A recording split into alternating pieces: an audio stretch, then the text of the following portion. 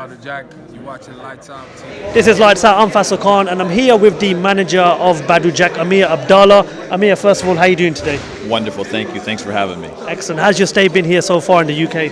Phenomenal. You know, Badou always said the UK fans are the best in the world. I had no idea that it was going to be this big. These fans are amazing here. It's great to be here. Looking at the love for the sport in the UK, boxing-wise, would you like to see this grow in America back home? Well, listen, boxing, remember, boxing, I mean, when it grew to the UK and it's as big as it to the UK, it's new here in terms of how big it is. You know, the mecca of boxing, Las Vegas, you know, Madison Square Garden. You know, boxing is huge in the United States. It's just that recently, you know, with Anthony Joshua, you know, a couple of the names over here. Recently, the middleweight Kalzaki. You know, that's recently the boxing has been a mega sport over here. So we're very happy to see the sport grow, and you know, anywhere we can internationally, it's just good for the sport overall. Obviously, I mentioned that you're the manager of Badou Jack. Talk to me about day-to-day management. What's it like looking after a fighter? What's your role? What's your role inside the gym, outside the gym, promoting, money-wise, business-wise, sponsorship-wise? Badou has a wonderful team, and you know, Floyd Mayweather and Mayweather Promotions, of course, spearheaded by Floyd, ran by Leonard Ellerby. They do a great job handling Badou's boxing, and they handle his fights. You know, I always advise Badou on what he should do and what he shouldn't, you know, for the business sense of it. Outside of the ring, and you know, I believe that's where most boxers fail. Is I say this is a business disguised as a sport. And these fighters have to build their brand, and that's what Badou is doing now. I've been working with Badou for just about 2 years now, and we're building the Badou Jack brand. He's got his Ripper nutrition line, his supplement line.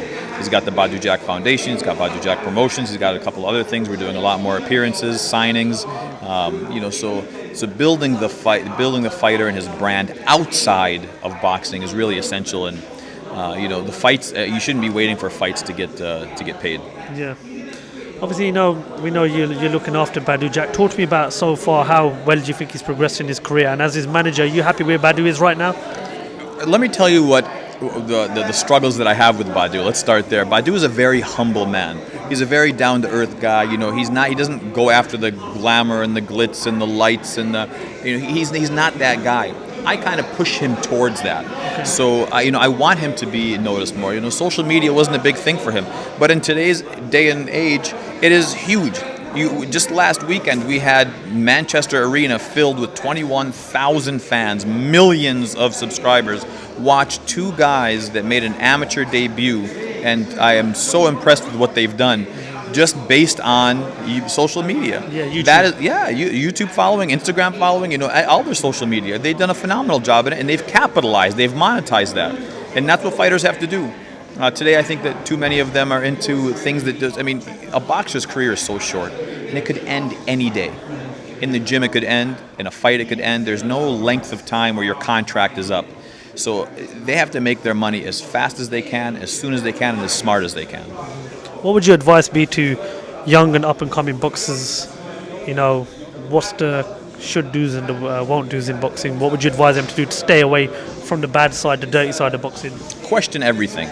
You know, I tell Badou, any move that I make, I know, and Badou trusts me, and you know, and I trust him, and that's why the team works well. As you surround yourself, you know, with I call it the home team, people that you trust. But question everything, question every move that I make. Ask me why. I'll never take offense to that. Anybody in boxing, you know, from your promoter to your manager to your advisor to everybody, question it.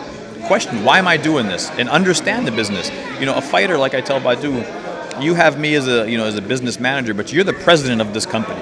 Yeah. I can advise you and I can put things in front of you, but at the end of the day, it's your decision. So you better know what you're doing. Question me, ask me. When he says to me, "Yeah, okay, go," I say, "No, do you know why?" And then he'll say, "Yeah," and he'll understand it. So he's understanding the business part of it. And he's growing in terms of his business savvy, his business sense, and his empire. The Badou Jack brand is growing. In terms of in the ring, back in May, we witnessed an absolute slobber knock in Toronto. I stayed up till 5:30 in the morning UK time, and it was well worth it. A potential fight contender for Fight of the Year, the Adonis Stevenson fight. First of all, how would you assess Badou's performance in that fight? Listen, first of all, Badou the fighter was sharp. He was A. The game plan was an A plan, but in boxing, anything happens. Badou had the right game plan. He had the right strategy, the right blueprint. He had the training camp was perfect. Trainers, everything worked perfect. we started late. We gave up the first 5 rounds. Arguably the 5th round we lost, but easily the first 4, probably the 5th. We started building momentum. Badou started breaking him down, hitting him upstairs, downstairs, and he was on his way to knocking him out, which was the game plan. And then he got clipped in the 10th round with that body shot that just slowed everything down. So listen, we could have gotten held up in Toronto, but we didn't. We got a draw. I thought Badou did enough to win the fight because the rounds that Badou won were clearly Badou's rounds, and the rounds that Adonis won were because Badou didn't do anything, not because Adonis did something. So you could make an argument for Badou, taking 1 or 2 of those close rounds. Yeah. I had it 8-5, but I'm sorry, 8-4, and we just lost the 10th round. It is what it is, man. I mean, what we do now is we don't dwell on that because you can't change that. What we do is we see how we can fix it, and by fixing it, we'd like to get the rematch, and that's what Leonard and Floyd are working on now. I know you mentioned it was a draw. A lot of people think it was a controversial decision. That's something that's happening a lot of times in boxing these days. How do you think we can get rid of controversy? And how do you think fighters who are going into other fighters' hometown, backyard, it sort of affects them going into fights? How do you think we can eliminate that from the sport of boxing? You can't eliminate it. You can't eliminate human error. That'll never happen. That'll never happen with pilots. It'll never happen with cooks. It'll never happen with judges and referees. You'll always have that. What you can do is remedy the protocol. So instead of having 3 judges, what you could do is have 5 judges and take the median 3 so that you have the 117, 110 judges out of there. Even though some people argue that the fight that we're referring to, the Triple G Canelo fight, was a 117, 110 fight. But I think that that's one way to easily do it. You'll never be able to fully rid yourself from that. And listen, it's true. When you come into a champion's backyard, you got to beat him. You got to knock him out. It's just the way that it is. Totally eliminating it, I think it's going to be very difficult. Obviously, when we're doing the Q&A with yourself and Badou, we spoke about drugs in sport. Once again, I'd just like you to clarify, what should the punishment be for you for any guy that's caught using drugs in the sport of boxing? The black and white answer to that is if you cheat, you should be eliminated. Panama Lewis took the lining out of gloves and he was barred from being in a corner for the rest of his life. He had a lifetime ban. That should be the case, especially if your intent is to have an edge over your opponent, to physically hurt them.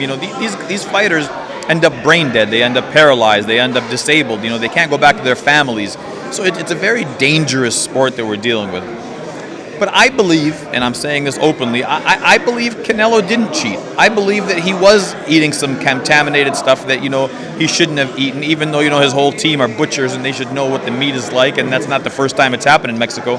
But, I believe some fighters don't know what they're taking, and they trust their nutritionists and their conditioning coaches and their, whoever it is that's preparing that stuff for them. And it's hard to say, but the black and white answer, to be politically correct, is if you cheat, you're done. Yeah. You're gone. Obviously, a lot of people have opinions on it, but I appreciate your opinion. One final question. You've been in the UK for over a week now. Can we, at some point in Badou's career, see him coming to fight at stadiums such as Wembley, maybe the O2, maybe a rematch with the likes of De Gale, or perhaps George Groves?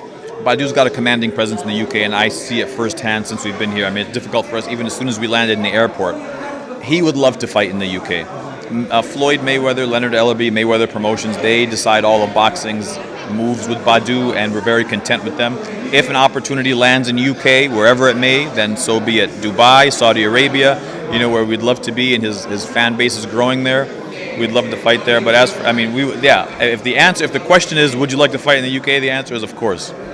But you heard it here, folks. Amer Abdallah, manager of Badou Jack, wants to bring him here to the UK. We've got some great fighters in the UK, especially in the light heavyweight division.